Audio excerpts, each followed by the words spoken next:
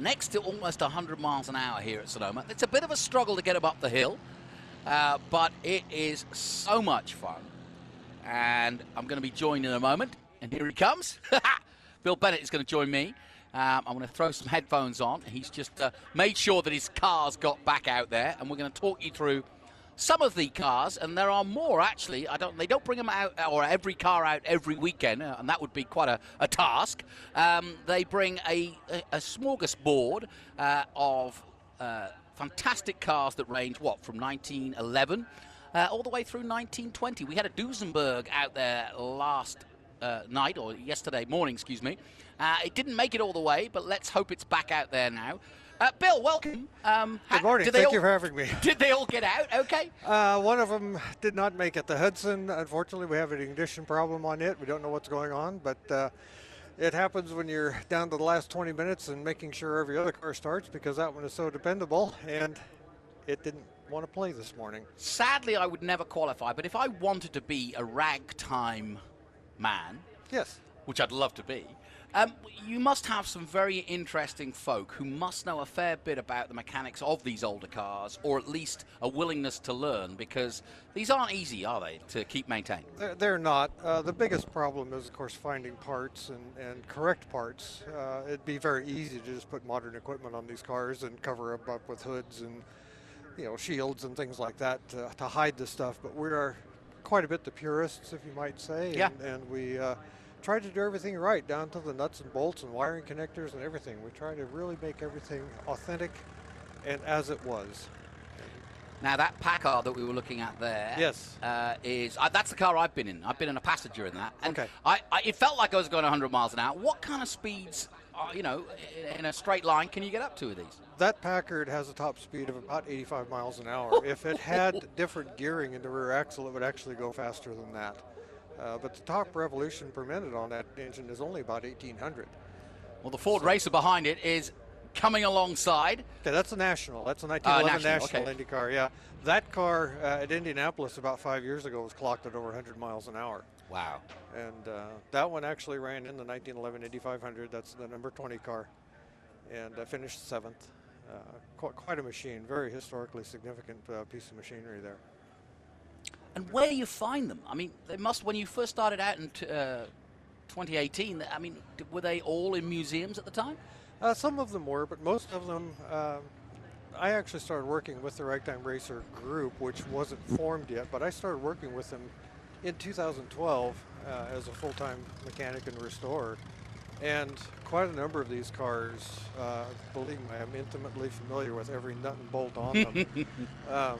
But yeah, 5 of the cars. We've got a retiree right by our commentary booth. Yeah, it looks like Eric is pulling off with a Sturdivant for some reason. Yeah, that's Eric Ramos yes. in the maroon number 18 Romano. Yeah, that's the aircraft-powered car.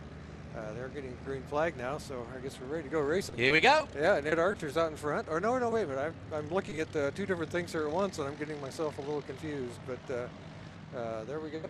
I was just explaining to the audience why you had a passenger. There's a few reasons, and I hadn't mentioned the obvious, which is balance.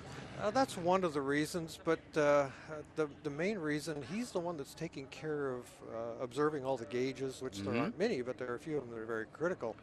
He maintains fuel pressure. Most of these have pressurized fuel tanks, which are pressurized with a hand pump. And so you'll see them as they go down the straight. So is there a time when when the car is flat, if you will, down a straight where it's the most obvious place? You don't want to be doing it on the lean, do you? If you look at the gauge and it's below where it needs to be, you're pumping the pump. Doesn't matter what configuration you're in on the track.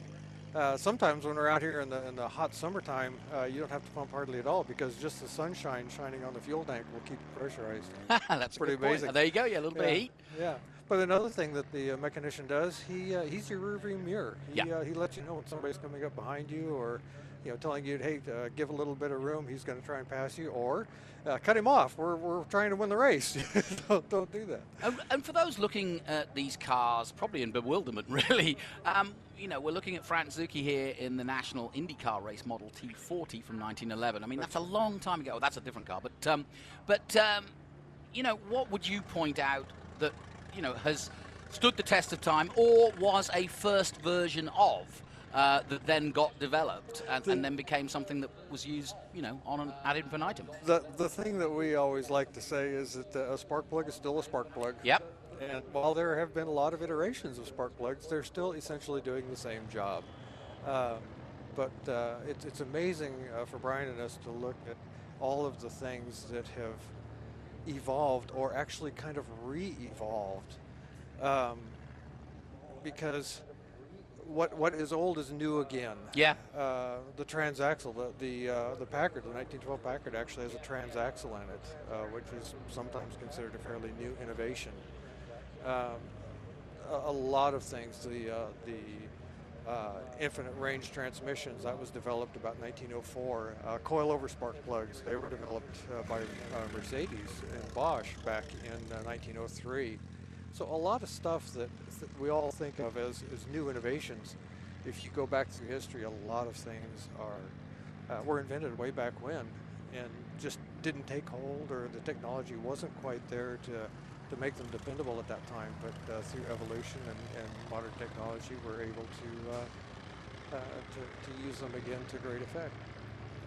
And we're looking at the number 4 now, that Ford Racer. That's Ed Archer. That's a 1915 Model T with a Ragio overhead valve conversion.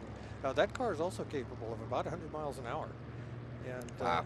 And those types of cars really weren't raced on the big super speedways and things. They were to an extent, but that is more typical of the type that you'd find at the fairground dirt tracks on a Friday or Saturday night. The local boys out there trying to become the next Barney Oldfield. Yep. Well, just reading about this particular car, these Model Ts even took on Pikes Peak. And Absolutely. Most people here in America have heard of Pikes Peak and seen how some of the most glamorous cars in the world have taken on the mighty hill to try and get the best time. But it must have been daunting in a Model T. Well, it's a light car. It handles well. It's nimble. And so, going around those curves at speed, there's nothing wrong with that. Probably one of the most famous applications for a Model T.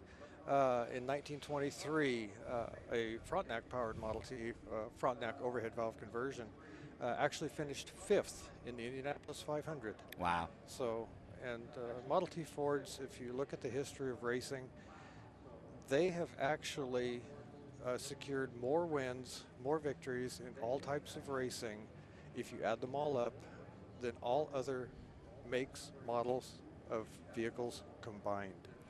Just because of sheer volume. Yeah, and I'm thinking about 1911, let's say. Now, okay, the car was just well established by then, but it wasn't like everybody had one until Henry Ford said, okay, I'm going to build a car that most people can have, but even that was a rarity. Right. And just the sheer speeds, I mean, we call it horsepower, not because we like the name, it's because that's what we had before. So it was the only way we could judge the speeds. Right. It was 2 horses, 3 horses, and so on and so forth. My point being that when these things flash by, they must have been UFOs to many people. Absolutely, and the drivers of them were actually considered kind of the rock star of the day. Yeah, exactly. The gladiators. These guys were amazing athletes. You would not believe the strength and the stamina it takes to drive one of these cars, even on a 25-minute session that we're in the middle of here. No power steering. Absolutely not. And could you imagine doing this for 7 or 8 hours? No. Which the first Indy 500 was a 7.5-hour race. Gosh. Yeah. Just saw the Duesenberg. Glad to see it out there as we take a look at the Lexington. Yes. Yeah, this is Sandy Blaine. This is Brian's wife.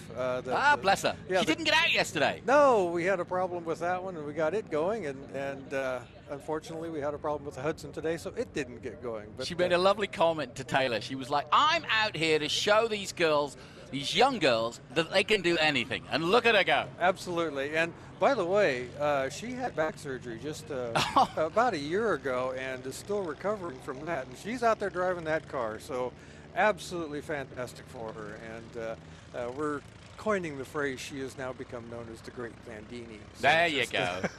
Well, that particular car, we mentioned Pikes Peak, so let's tell it. From 1920 until 26, that car that the Lexington you just saw that she was driving did compete in Pikes Peak. Actually, that particular car only competed in 1920. Okay. The Lexington Motor Company kept entering newer and newer cars as technology improved, and you know, they wanted to advance their technology and their name. So what they did with that car after it competed successfully at Pikes Peak, instead of just throwing the car away because there was really no other use for it, it was designed specifically for that course.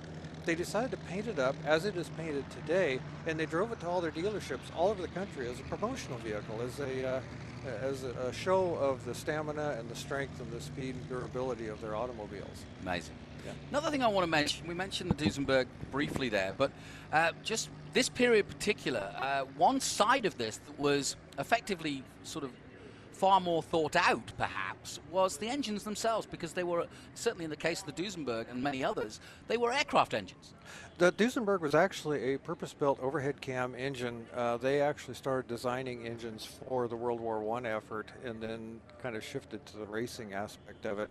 And racing at this time, as it is today, is an area of testing and you know, trying new ideas and this kind of thing, and see if it can be then transferred to the regular production vehicles. And that Duesenberg has an overhead camshaft straight 8 engine, so it's quite technologically advanced for 1920. Hay steel wheels and rear mechanical brakes. Yep. The Duesenberg brothers, Fred and August. Yes. Yeah. So they and of course.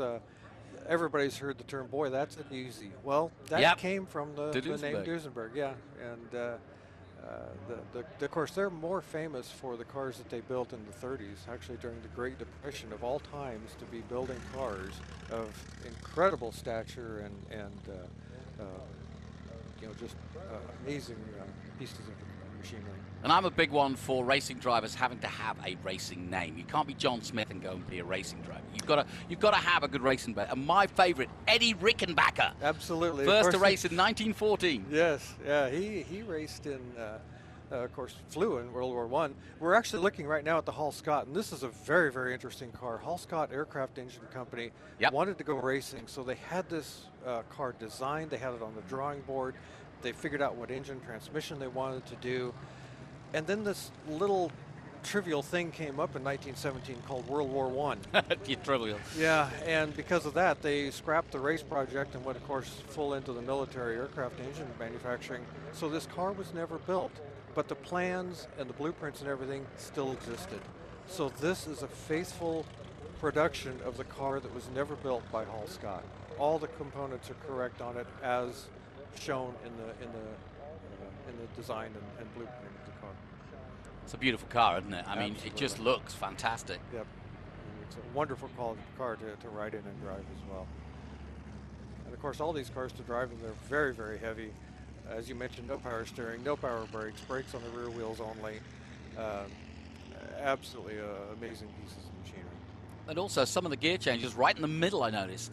So you've got to keep your feet and knees out of the way. Absolutely, and some of them, the gear shifters are on the outside of the car. Yep. And of course, no synchro mesh transmissions. Everything is spur gears and sliding gear stuff. And matching RPMs is quite critical to get these things into the next gear up or the next gear down, depending on what you're doing. How did you go, or how did they go about cooling these cars? Because obviously you've got these massive engines.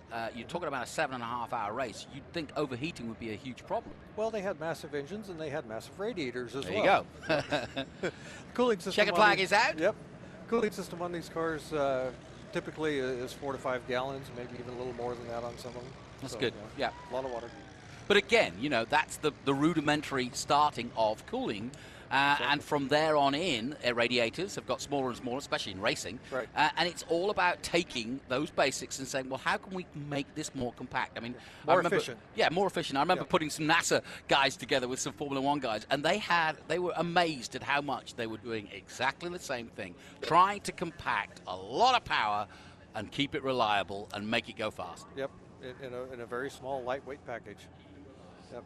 Well, Bill, it's a joy. I wish we could get the Ragtime out 3 or 4 more times, but that's it for today. But you'll be on and around the country, so look out for them, Ragtime Racers. You can go to the website and see where they are or where they're performing and putting on a show. But thank you, Bill. I'll let you go and fettle as you do well. Very you well. smell great. I love the overalls. They're all, by the way, they're all dressed in period. You can't see them all, but when you see them back and getting out the cars, they look fantastic. So thank you for coming, and well, thank you for having me. I hope everybody learned a little bit. I tried to answer all the questions, and if I couldn't actually think of the right answer, I made one up that hopefully sounded good. there you go. All right. And if you get a chance, ask for a ride. I did, and I loved it.